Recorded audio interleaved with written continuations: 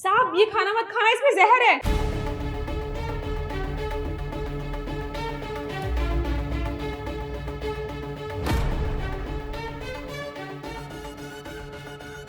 निखिल, क्या हो गया? अचानक से तुमने खाना क्यों थूक दिया?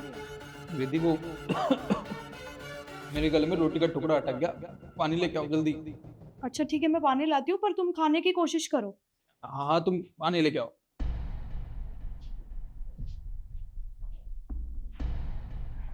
साहब आपने बहुत अच्छा किया कि आपने ये खाना नहीं खाया, इसमें जहर है। ये तुम क्या बकवास कर रही हो?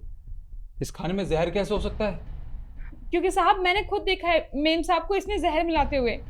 वो मेरी बीवी है, प्यार करती है मुझसे, शादी हुई है हम दोनों की, और वो ये सब क्यों करेगी? साहब मेम साहब ये सब कुछ क्यों कर रही हैं आपके साथ, ये तो मुझे भी नहीं पता, पर मैंने अपनी आंखों से देखा है इस खाने में जहर मिलाते हुए उन्हें। देखिए आपको मेरी बात पे भरोसा नहीं है ना, तो मेरे पास सबूत है इस बात का। मुझे पता था आप मेरी बात पे यकीन नहीं करेंगे, इसलिए मैंने वीडियो बना ली थी। अरे पर ये देखिए। सही आइडिया दिया उन्होंने, अपने पति के खाने में जहर मिला दिया और उसके बाद उसका काम तम।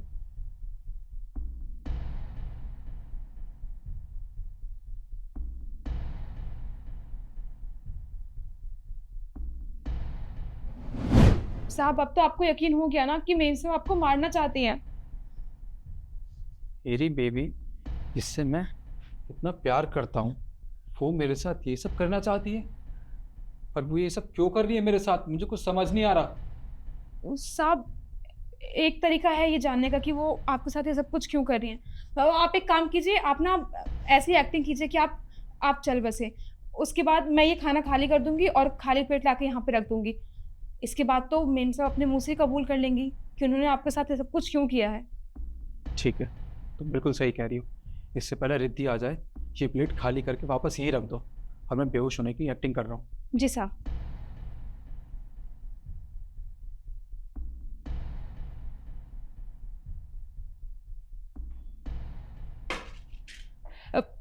साहब क्या हुआ आपको? मेम साहब देखिए ना, साहब को क्या हुआ, पता नहीं उठ नहीं रहे साहब। साहब क्या हुआ, आप ठीक तो हैं?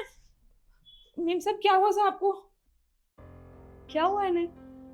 पता नहीं मेम साहब, साहब कुछ बोल ही नहीं रहे हैं, उठ भी नहीं रहे हैं। निखिल, निखिल, हुआ क्या है अचानक से?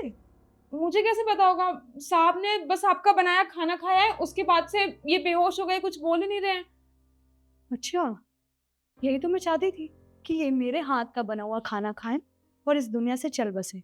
वो वही हुआ। क्या मतलब ये सब कुछ आपने किया? पर मेम साहब आपने ऐसा क्यों किया साहब के साथ? वो तो आपके पति है ना, आपकी शादी हुई है उनसे, इतना प्यार करते हैं वो आपसे, आपका इतना ध्यान रखते हैं, उसके बाद भी आपने उन्हें मारने की कोशिश की। यही तो दिक्कत है कि तुम्हारे साथ मुझसे प्यार करते थे, पर मैं तुम्हारे साथ से प्यार नहीं करती थी। मैं किसी और से प्यार करती हूँ, करती थी और करती रहूंगी। और जब लाइफ टाइम उसी के साथ रहना है मुझे, तो ये तुम्हारे साथ ना मेरी जिंदगी के बीच में कांटा बन रहे थे। वो कांटा निकाल के मैंने फेंक दिया। अब मैं उसके साथ आराम से रह सकती हूँ। मेम साहब आपने जो कुछ भी किया है ना, बहुत गलत किया है, आपको ऐसा नहीं करना चाहिए था। साहब कितने अच्छे हैं, आपका इतना ध्यान रखते हैं, आपसे इतना प्यार करते हैं, और आपने उसके बदले में उनकी जान लेने की कोशिश की। तू ना अपनी औकात में रह, इस घर की नौकरानी है, मेरी माँ बनने की कोशिश मत कर। सही कह रही हैं आप, मैं तो यहाँ की नौकरानी हूँ ना, मेरा क्या हक बनता है आपके बीच में बोलने का? तो ठीक है, अब साहब ही आपसे बात करेंगे, उनको जवाब देना आप। साहब आप उठ सकते हैं।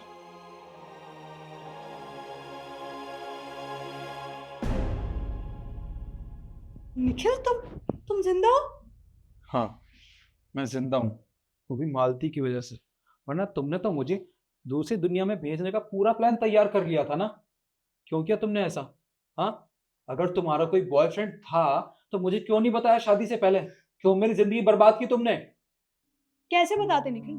मेरे घर वालों ने तुमसे जबरदस्ती शादी करा दी मेरी, जो कि मैं नहीं करना चाहती थी। मैं किसी और से प्यार करती हूँ हमेशा से, पर ये शादी की बात मैं तुम्हें नहीं बता सकती थी।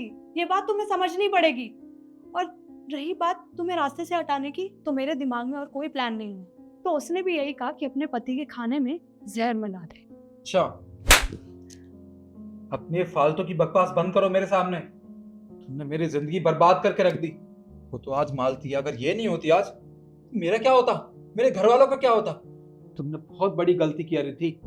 और इस गलती की ना सिर्फ सजा होती है, माफी नहीं। अब एक काम करो, इससे पहले मैं पुलिस को यहाँ पे बुला लूं, निकल जाओ इस घर से बाहर। निखिल देखो, पुलिस को बुलाने की जरूरत नहीं है, और मुझे घर से बाहर मत निकालो। मैं कहाँ जाऊंगी? मैं उस लड़के से बिल्कुल बात नहीं करूंगी। मैं बिल्कुल भी बात नहीं करूंगी। प्लीज तुम, प्लीज मुझे माफ कर दो। क्यों? अब क्या हो गया? क्यों माफी मांग रही हो मुझसे? हाँ, तुम्हें तो अपने उस बॉयफ्रेंड से प्यार है ना, मुझसे प्यार तो कभी तुम्हें था ही नहीं। और मैं पागलों की तरह सिर्फ तुमसे प्यार करता रहा। अब जो बॉयफ्रेंड तुम्हारा बाहर है ना, उसके पास ही जाओ तुम। पर प्लीज मेरा पीछा छोड़ दो, इससे पहले मैं पुलिस को बुला लूं। अभी के अभी यहाँ से दफा हो जाओ तुम। बस, कुछ नहीं सुनना मुझे। यहाँ से निकल जाओ, निकलो यहाँ से, निकलो।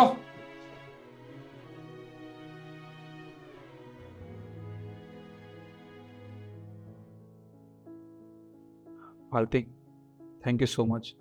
अगर आज तुम नहीं होती तो मैं तो जिंदा ही नहीं बचता। मैं तुम्हारे एहसान कैसे चुकाऊंगा? अरे नहीं नहीं साहब, मैंने कोई एहसान नहीं किया है। आप हाथ मत जोड़िए मेरे आगे। वैसे भी मैं यहाँ पे सालों से काम कर रही हूँ, ये तो मेरा फ़र्ज़ था। और वैसे भी मेम साहब ना आपके लायक भी नहीं थी। आपको उनसे बहुत अच्छी लड़की मिल जाएगी। आप ज़्यादा फ़िक्र मत कीजिए। खैर, तुम ये सब बात छोड़ो, मेरा भी फिलहाल किसी से बात करने का मन नहीं है। तुम अभी घर जाओ, मैं कुछ देर अकेले रहना चाहता हूँ। ठीक है साहब, मैं जाती हूँ, कल आती हूँ।